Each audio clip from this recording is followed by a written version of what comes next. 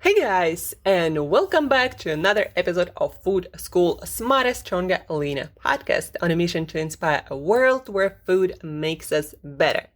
Guys, my name is Shurina. I'm a nutritionist, health and weight loss coach, helping people like you to change your eating habits to feel, look, and do your absolute best. So this week we are answering a lot of questions, and today we have a few questions too, and it's about sugar, carbohydrates, and weight loss, because there is so much confusion about these topics in the world of keto and fasting and counting every single carb out there, or trying to find some villain nutrient that is making all of us fat. So there is a lot going on out there when it comes to weight loss, different theories and pills and magical solutions, but what science shows, there is no magic. And what ultimately works and is figuring out how to eat to easily maintain certain food intake that allows you not to put on weight year after year. And at the same time, eat in a way that helps you to maintain health and fitness. Because it is important, our health is not disconnected from our weight. And a lot of health issues, especially hormonal issues, can manifest as weight gain or weight loss or unusual fat distribution, like belly fat, for example, or fat that we tend to accumulate around our internal organs when our health is not optimal. So back to our questions. Question number one, and these questions, I try to choose them so they are all kind of related and expand on the same subject. So question number one from Mike: would it be noticeable if you avoided sugar for a week? And Mike is, of course, talking about weight loss. Would it be noticeable if you avoided sugar for a week? And my answer to that was, well, it depends. Does your sugar come in a form of a lot of foods and drinks, and at the end of the day, it accumulates and adds a lot of calories? Or maybe sugar makes you overeat? Or maybe you've been consuming so much sugar that now you are insulin resistant and your body just can't lose any weight because your biochemistry isn't right for weight loss. And so and also sometimes when people talk about sugar, they talk about, sugar that they add into their coffee, but they forget that pasta or bread is kind of very similar to sugar. It's refined carbohydrate, it's starch, not sugar, that's why it's not sweet, but it has very similar effect as white sugar that people add to their teas or coffees or eat in desserts. So will quitting sugar mean also eliminating all of that? And will that mean that now Mike is gonna not eat a lot of calories and maybe substitute those calories with vegetables and fruit that have much less calories and improve your health at the same time and metabolism, right? So it depends. It really depends. Quitting sugar is also not a magical solution. If you just quit sugar in your tea, like, a couple of teaspoons, and that's about 32 calories, but then you end up eating more salad dressing, and 1 tablespoon of salad dressing of oil, for example, is about 100 calories. You end up adding like 5 of those and 500 calories. Then probably quitting that sugar in your tea and coffee will have no effect. And you might even gain weight by quitting sugar. So as you can see, it's all about details. Like all these details, they do matter. So it's very hard to answer a question like this because there are so many factors I don't know. And so when you're trying to design your weight loss program, you also need to look at all those factors. Okay, so if you decided to quit certain food or certain nutrient, are you by any chance substituting it with something else? Maybe something even more caloric or worse in some other way for your progress? So think about all of these details. So thank you, Mike, for your question. Now, the next one. it was anonymous, and the question goes like this. I'm on a no sugar, a low carb diet, but I gained 4 kgs instead of losing it. What should I do? And guys, in my life, I tried keto for 6 years. I did almost never ate any like fat bombs, but I did love bulletproof coffees. And at the end of it, I think because of so many nutrient imbalances, maybe lack of fiber also, I started to overeat a lot of calories on keto, not carbs, but things like nut butters, or drinking bulletproof coffees, a lot of them, or eating a lot of fatty proteins like eggs and fatty fish. I basically just started overeating a lot of calories, and I started to gain weight. And also probably my hormones were not at the best place because I started to lose my hair actually. So I quit keto and I lost that weight and not gaining it back. It's been like, year and a half.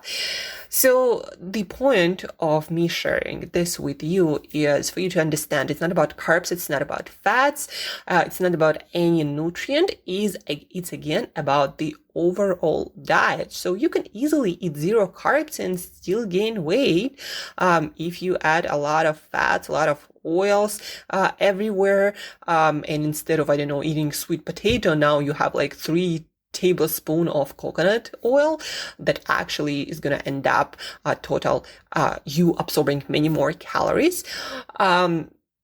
So again, it's all about details. So can you gain weight on a low carb diet, on a keto diet? Yes, you definitely can. So in this scenario, I answered that the person should look at their calorie intake and track it for a day or 2. And a good place to look for too many unnecessary calories on a low carb and keto diets are things like cooking oils and butters. Like, I kid you not, I have a couple of clients who came to me because they're like, well, I'm eating all healthy, but I'm gaining weight, not losing weight. And again, and for them, what made a difference is not adding oils to their cooking. I also had a client whose wife was cooking, and she didn't have any problems with weight. And she would add a lot of olive oil or coconut oil, avocado oil everywhere. And so she wasn't gaining anything, but the guy was. And as soon as we dropped those oils and the family started adding their own fats and oils, he started to lose weight like there is no tomorrow, meaning really easily. So cooking oils can end up a lot of calories. Bulletproof coffees, a trend in keto community, but can end up being additional 500, 600, 700, sometimes even more calories. So salad dressings, again, can be really fatty and calorie dense. Too many nuts and seeds. I'm a huge fan of nuts and seeds, but they are super easy to overeat. 100 grams on average would have about 500, 600 calories, guys. And 100 grams of nuts, especially cashews, not that much. Smoothies with added oils and fats. Yeah, a couple of tablespoons of coconut oil in your smoothie, additional 240 calories. Fat bombs and other high-fat, healthy, quote-unquote, and keto, quote-unquote, desserts. Also calories that are not magic. So low-carb, keto diet, you can still gain weight. This is the takeaway. So again, you need to look at a whole picture of your diet and lifestyle, not just how many carbs you eat. And the last question for today that is also very related to the previous questions. It comes from Sophia probably. How much carb, fat, and protein intake is required for a weight loss? Great question, Sophia. So for weight loss, studies have shown that it's very beneficial, especially for sustainable weight loss and body weight maintenance, to make sure that you eat enough protein and not the minimum to prevent deficiency that is recommended all over the place in health institutions or authorities. Not the minimum, but about 0.8, 0.9 multiply by your ideal body weight, your target by body weight in pounds, or 2 by your weight in kilograms. So that is the amount that will help you to lose weight, maintaining a lean body mass and maintaining a low level of hunger and staying full. So protein, focus on that. Make sure that you eat enough. And then carbohydrates and fats, make sure that you eat a variety of fibers and essential fats coming from fatty fish, from nuts and seeds, especially things like walnuts. Make sure that you eat a lot of fiber in vegetables and fruit and carbohydrates. Focus on whole foods and eat a mix of fats and carbs. And of course, make sure that you are in a calorie deficit and you can maintain it. And that's going to be the defining factor whether you see the progress you want to see or not. But again, studies have shown that what works really well is having enough and sometimes even more protein that really helps with weight loss, especially long term. So having enough protein, having a mix of whole foods that contain fiber and fats and carbohydrates, and that works the best for most people long term. And of course, don't forget about calorie deficit and in somewhat simple way, figuring out how you can do that without obsessing about calories and every single piece of food that you put in your mouth. And that's it for today, guys. These were the questions that I chose for you because I believe there is a lot of, again, confusion about sugar, about carbs, about weight loss. And don't forget to look at the whole picture of your diet and lifestyle. And also remember that energy balance is still very, very important. There is no magical solution that's gonna make you avoid that energy equation. Like, there is a reason why we used to put on weight even when we were hunter-gatherers, even when we were cavemen, even 100 and 200 years ago. The first diet, low-carb diet, I think was invented, I don't know, maybe 200 years ago. But even, kings and emperors, they used to get fat. And most of the time they would eat all these whole foods because there were not that much processed foods. But they were overeating all the time. And as soon as you get into a position where you eat less, you usually start losing weight. Of course, there are hormones, of course, there's stress and insulin resistance and all these other factors. And addressing them for some of you might be necessary to start losing weight, especially with age. Our hormonal balance changes a lot.